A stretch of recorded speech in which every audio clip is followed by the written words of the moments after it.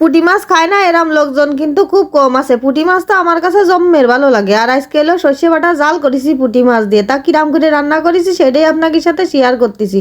তা নমস্কার, সবাই কেমন আছেন? আশা করি সবাই ভালো আছেন। তা ওই যে টাটকা টাটকা পুঁটি নিয়ে আইলো বাজারের থেকে কিনে, যখন নিয়ে আইলো এক গাদা মাছ তখন রাগ হচ্ছিল, যা দেই করলাম যে কোট পেখিটা অনেক তা করলো যে একটু কষ্ট মষ্ট করে কোটো, যাই হোক কুটে টুটে নিয়ে যখন ধুয়ে এরকম চকচক করতেছে তখন মনটা একদম আহারে বইরে গেল মাছ কটা দিয়ে।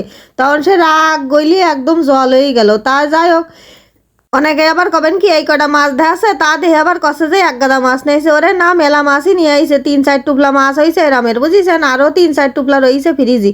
তা যাই হোক, তাতে এক টুপলা বের করে তো বিজয় নিয়ে এই যে এখন মানে বরফ ছড়াই নিয়ে হলুদ লবণ মাখাই খানিকক্ষণ থুয়ে দেবো। তারপরে হলো একটু মশলা বাইটে নেবো, মানে এই পুঁটি মাছ রাঁধতে যেসব মশলা লাগে সেটাও আপনাকে দেখাচ্ছি।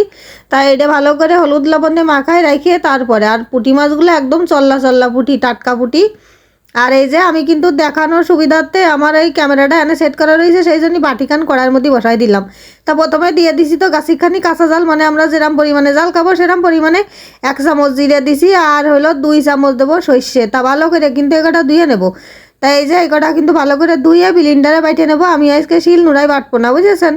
এদিক কিন্তু কড়াইটা গরম হয়ে গেছে, দিছি খানিকটা সর্ষের তেল ঢাইলে। অন্যদিন আমি সয়াবিন তেল দিয়ে বেশি রান্না করি, কিন্তু আজকে সর্ষের তেল দিলাম কি জন্য, পুঁটি মাছের জাল করবো তো ওই জন্যই ভাবলাম যে একটু সর্ষের তেল দিয়ে রান্ধি। আর পুঁটি মাছ তারপরে ইলিশ মাছ এইগুলো কিন্তু সর্ষের তেল দিয়ে রানলি পরে বেশি স্বাদ লাগে, আমার কাছে তো তাই মনে হয়। তা যাই হোক, তেল কিন্তু গরম হয়ে গেছে, তেলের মধ্যে 2 কটা জিরে ফেলে দিলাম, তার মানে সম্বরা দিয়ে দিলাম, বুঝেছেন। তারপরে যে মাছ কটা হলুদ লবণ মাখায় দিয়ে দিলাম, সেই মাছ কটা আমি দিয়ে দেবো তেলের মধ্যে। আস্তে আস্তে সব মাছ কড়াই কিন্তু তেলের মধ্যে আমি একবারেই দিয়ে দেবো। আর মাছ কড়া ভাবতেছেন কি আমি ভাইজে নিবানে বাঁচবো না নে, কিন্তু পিঠ ওপিঠ কোনো রকমই বাঁচবো না, মাছ কড়ার সাথে সাথে দিয়ে দিচ্ছি। মাছগুলো সব দেওয়ার সাথে সাথে কিন্তু আমি সেই বাটা মশলাটার মধ্যে দিয়ে দেবো, মানে ওই যে বাইটে রাইলাম প্রথমেই তো আপনাকে দেখালাম জিরে সর্ষে আর কাঁচা জাল। তাই যে সব মশলা দিয়ে দেবো এখনই। তার আগে একটুখানি লবণ দিয়ে দিলাম, একটুখানি না মানে যতটুকু পরিমাণে মাছ রাঁধতে লবণ লাগবে আমার আইডিয়া মতো সেরকম লবণ হলুদ দিয়ে দিছি। আর এই যে সেই বাটা মশলা দিয়ে দিলাম। আর ব্লেন্ডারে বাটা বলে একটুখানি জল দিয়ে বাটতে হয়, তো এই জন্য একটু জল জল হয়। আর শিল নোড়ায় বাটলি পরে বেশ কাদা কাদা মতো হয়, ঘন হয় আর কি, মানে বেশি জল লাগে না। তাই যাই হোক, বাটিটা দিয়েও জল দিয়ে দিলাম। তারপরে জলে যতটুকু জল লাগবে দিয়ে দিছি সব দিয়ে আমি কিন্তু এখন গামলা দিয়ে এটাকে ধুয়ে দেবো খানিকক্ষণ।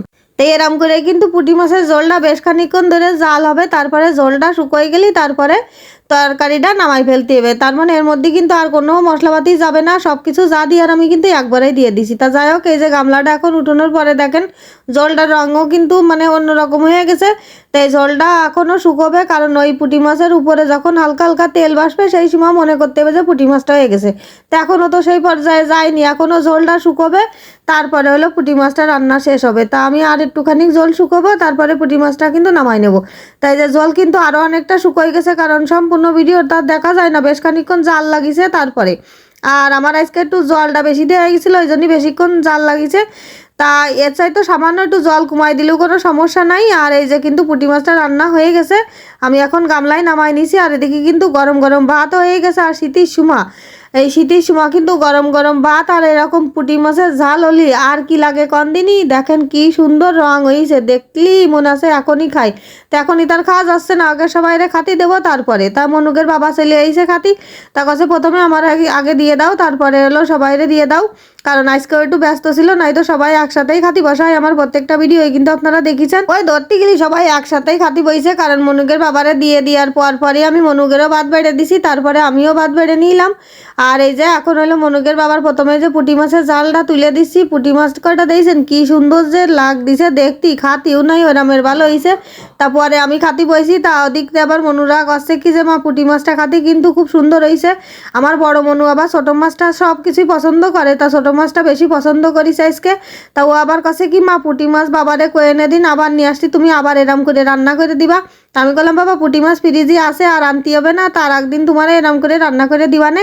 আর অন্যভাবেও কিন্তু পুঁটি মাছ রান্না করা যায়, সেভাবেও তোমাকে রান্না করে খাওয়াবানে। তা যাই হোক, আমার এই ভিডিওটা যদি আপনাদের কাছে ভালো লেগে থাকে তাহলে কিন্তু অবশ্যই একখান লাইক কমেন্ট শেয়ার করবেন, সাবস্ক্রাইব করবেন। সবাই ভালো থাকবেন, টাটা।